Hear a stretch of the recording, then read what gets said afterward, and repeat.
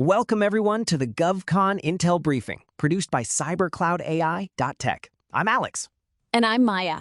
We're here to cut through the noise and deliver actionable federal opportunity intelligence for your GovCon teams. Cybercloudai.tech helps small businesses and GovCon teams navigate the complexities of cybersecurity, cloud, AI, and federal capture strategy, all without the Fortune 500 overhead. We're talking real insights, real fast. That's right, Maya.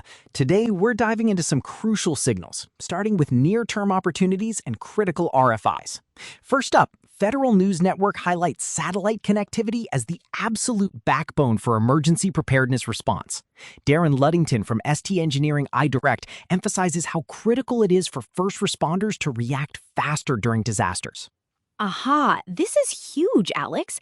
Think about it. When terrestrial networks fail, satellite communications become indispensable. For our listeners in the cyber and cloud space, this isn't just about hardware. It's about secure, resilient satellite-based networks, data processing at the edge, and the AI capabilities needed to analyze that influx of information during a crisis. If you're providing secure comms, edge computing, or rapid deployment solutions, this is a prime area to assess for near-term fit. Absolutely. And staying with the backbone theme, Federal News Network also reports on 5G as the DoD's wireless backbone. It's more than just speed. It's the enabling technology for military superiority in a contested battle space. Exactly. This isn't just about faster downloads for our soldiers. It's about network slicing, ultra-low latency for real-time command and control, and massive machine-type communications for IoT sensors across battlefields. For GovCons, this means opportunities in secure 5G infrastructure, edge security, AI-driven network management, and integrating 5G with existing tactical systems.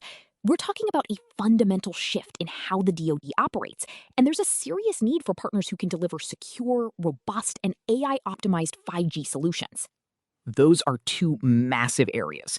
Now, let's pivot to a significant budget signal from Defense Scoop. The DoD is looking for more than $2 billion in fiscal 2027 to move beyond what they call fragmented CJAD DC2 deployments. The goal is to swiftly consolidate software-centric C2 onto a single pane of glass in the next year. $2 billion to unify CJAD DC2? That's not just a signal, Alex, that's a siren. This screams for sophisticated cloud architectures, advanced AI for data fusion and decision support, and robust cybersecurity to protect that single pane of glass. Any company specializing in secure cloud integration, enterprise-level AI platforms, or C2 system modernization needs to be paying very close attention here. This isn't just about connecting systems.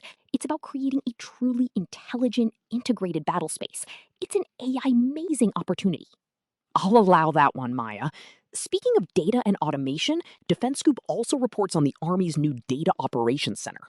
It may stay lean on people, expecting automation to help pick up a growing workload. Since its launch, the 25-person task force has received 68 requests for data help from Army units worldwide. This is a textbook example of agencies leveraging automation to do more with less. For our audience, this points to a strong demand for AI-powered automation tools, data analytics platforms, machine learning for predictive insights, and robust data governance solutions. The Army needs help making sense of their vast data, and if you can provide secure, scalable automation that frees up human capital, you're looking at a significant sweet spot. Think about opportunities in robotic process automation, intelligent data pipelines, and AI-driven data quality and security.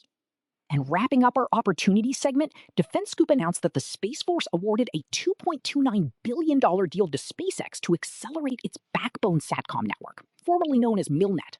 This space data network backbone constellation will provide crucial backhaul communications for the Pentagon. Yes, this is a massive contract, and while it went to SpaceX, it underscores the Space Force's urgent need for resilient, high-bandwidth SATCOM capabilities. For other GovCons, this signals continued investment in secure, space-based communications, ground segment modernization, and the integration of these networks with terrestrial and air assets. Think about opportunities in secure communications, network management, and data transport solutions that complement or enhance this kind of backbone. It's a clear indicator that space-based connectivity is a top priority.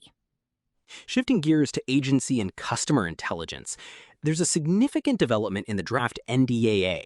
It proposes dissolving the Space Development Agency, or SDA, and the Rapid Capabilities Office, the Space RCO.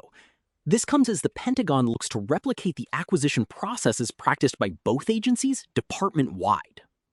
This is a major structural shift, Alex. While the specific acquisition processes they pioneered might be replicated, the agencies themselves could disappear.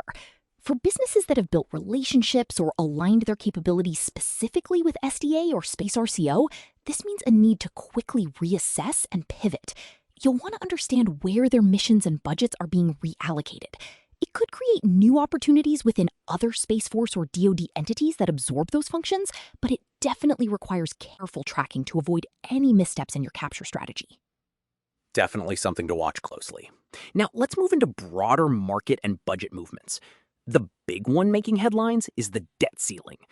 GovExec recently highlighted that a breach could mean the federal government decides not to pay any government employees. That's a grim scenario. It is, Alex. While hopefully averted, this kind of uncertainty impacts morale and long-term planning. For GovCons, it means watching for potential payment delays, contract freezes, or shifts in agency priorities if budgets become constrained. It's a reminder to maintain strong financial health and diversify your portfolio. On a related note about workforce, Federal News Network reports that the USDA's relocation of food assistance employees could lead to major staffing losses, with over 80% surveyed saying they wouldn't relocate. And another FNN piece noted that many fired probationary employees haven't moved on, revealing lasting impacts on their careers, mental health, and former agencies. These workforce stories, while not directly tied to tech opportunities, are crucial for understanding agency capacity and potential friction points. Staffing losses at USDA could create needs for automation or external support to maintain essential services. The probationary employee issue speaks to broader federal hiring and retention challenges, which can impact project continuity and the availability of internal talent. Both signal areas where agencies might look for external support to shore up their capabilities.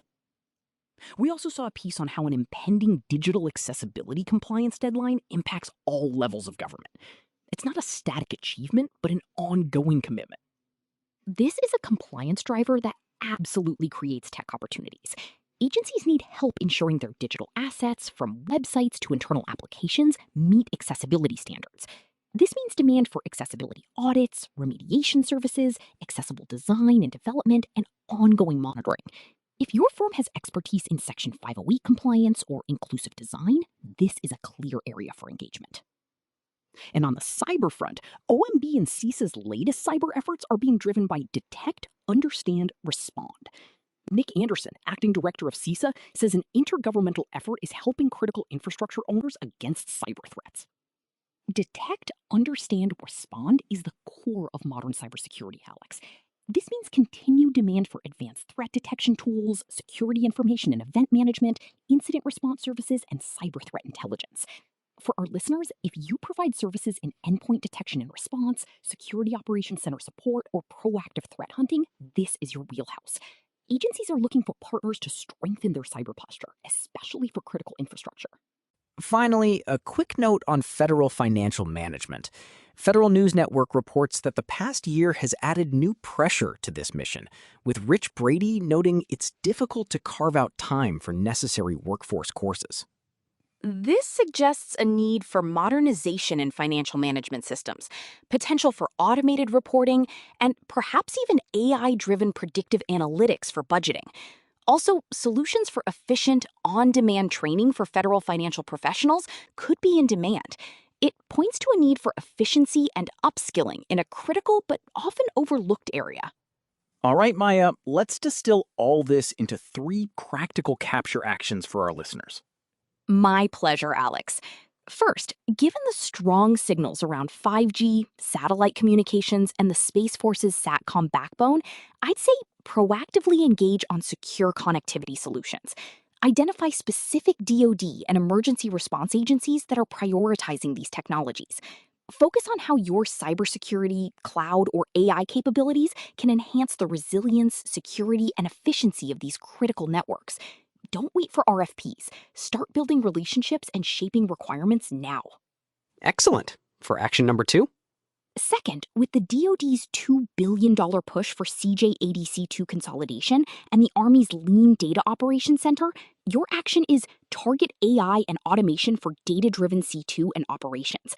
Agencies are clearly looking to consolidate, automate, and derive insights from vast amounts of data.